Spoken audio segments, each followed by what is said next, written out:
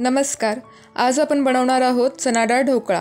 फक्त 1 कप चणा डाळीपासून बनवणार आहोत 400 ग्रॅम चणा डाळ ढोकळा. हा ढोकळा हलका, पौष्टिक आणि झटपट तयार होणारा नाश्ता आहे. एकदा तरी ही रेसिपी ट्राय करून बघा, तुम्हाला सगळ्यात चांगले रिझल्ट मिळतील. चला तर मग सोप्या पद्धतीने चणा डाळ ढोकळा कसा बनवायचा ते शिकूया. आवडल्यास लाईक, कमेंट आणि सबस्क्राईब करायला विसरू नका. या रेसिपीसाठी साहित्य काय काय वापरले ते एकदा बघून घ्या. एका बाउलमध्ये मी 1 कप चणा डाळ घेतलेली आहे. ही डाळ पाण्याने 2-3 वेळा स्वच्छ धुवून घ्यायची. पाणी घालून आता 6 ते 7 तासासाठी ही डाळ भिजत ठेवायची आहे. कमीत कमी 4 तास तरी ही डाळ भिजली पाहिजे. तुम्हाला पाहिजे तर 7 ते 8 तासासाठी सुद्धा ही डाळ भिजवू शकता. ग्रॅममध्ये बघितलं तर ही 150 ग्रॅम चणा डाळ आहे. तुम्ही घरामधली एखादी छोटी वाटी घेऊन सुद्धा हा ढोकळा बनवू शकता. डाळ आता छान भिजलेली आहे. ही डाळ आता आपल्याला मिक्सरमधून वाटून घ्यायची आहे. डाळीसोबतच मी मिक्सरमध्ये 2 मोठे चमचे दही घातलेलं आहे आणि 2 ते 3 हिरव्या मिरच्या घातलेल्या आहेत. हे सर्व आपल्याला पल्स मोडवरती जाडसर वाटून घ्यायचं आहे. हे बघा, अशा पद्धतीने थोडं जाडसर वाटून घेतलेलं आहे. ही डाळ अगदी बारीक दळायची नाही आहे. डाळ दळताना जर गरज वाटली तर थोडंसं पाणी घालायचं, पण हे मिश्रण जास्त पातळ नाही करायचं. आता या मिश्रणामध्ये 1 छोटा चमचा मीठ घातलेला आहे, 1 छोटा चमचा हळद घातलेली आहे आणि चिमूटभर हिंग घालायचं. हे सगळं व्यवस्थित मिक्स करून घ्यायचं. तुमच्याकडे दही नसेल तर तुम्ही सायट्रिक ॲसिड किंवा लिंबाचा रस देखील घालू शकता. दह्याऐवजी सायट्रिक ॲसिड वापरणार असाल तर 1 चमचा घाला आणि लिंबाचा रस घालणार असाल तर अर्ध्या लिंबाचा रस घाला. मिश्रण हे थोडं घट्टसर वाटतंय म्हणून मी त्याच्यामध्ये थोडं पाणी घातलेलं आहे. हे सगळं एकाच डायरेक्शननी मिक्स करून घ्यायचं. त्यामुळे ढोकळा हा खूप छान सॉफ्ट बनतो. आता या मिश्रणावरती झाकण ठेवून हे रात्रभर फर्मेंट होण्यासाठी ठेवून द्यायचं. दुसऱ्या दिवशी तुम्ही बघू शकता किती छान जाळी पडलेली आहे ते. आता हे सगळं पुन्हा एकदा फेटून घ्यायचं.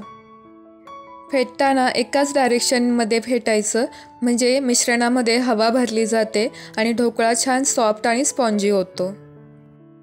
आता या मिश्रणामध्ये 3 चमचे बेसन घातलेलं आहे. बेसन घातल्यामुळे बाइंडिंग छान होतं आणि ढोकळासुद्धा सॉफ्ट होतो. आता हे सगळं मिक्स करून घ्यायचं. ह्यावेळी तुम्हाला आवडत असेल तर तुम्ही 2 चमचे साखर देखील घालू शकता. हे सगळं मिक्स झाल्यानंतर त्याच्यामध्ये 2 मोठे चमचे तेल घालायचं. तेल घातल्यामुळे ढोकळा खाताना तो कोरडा लागत नाही. आता या मिश्रणामध्ये मी इनोचं 1 पॅकेट टाकणार आहे. इनो टाकायचा नसेल तर तुम्ही अर्धा चमचा बेकिंग सोडा देखील घालू शकता. इनोवरती थोडं पाणी घालायचं. इथे मी 2 चमचे पाणी घातलेलं आहे आणि एकाच डायरेक्शननी हे सगळं मिक्स करून घ्यायचं.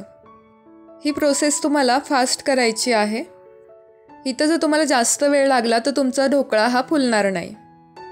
खाण्याचा सोडा जर टाकला तर कधी कधी वरतून लाल रंग येतो. त्यामुळे जर खाण्याचा सोडा वापरत असाल तर वरतून लिंबाचा रस टाकायचा.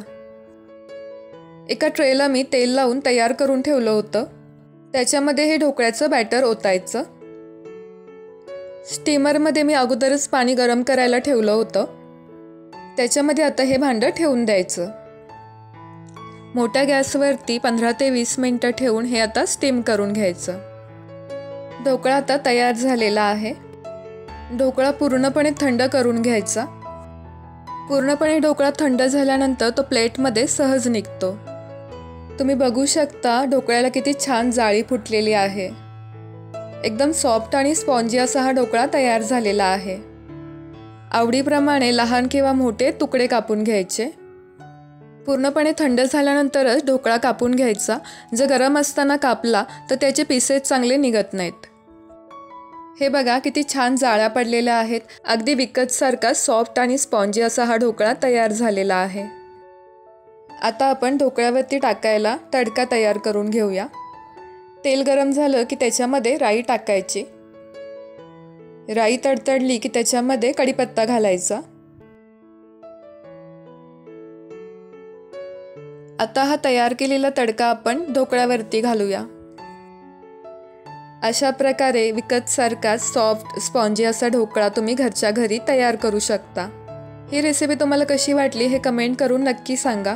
रेसिपी आवडली असेल तर लाईक करा, शेअर करा आणि चॅनलला सबस्क्राईब करायला विसरू नका। व्हिडिओ बघितल्याबद्दल धन्यवाद।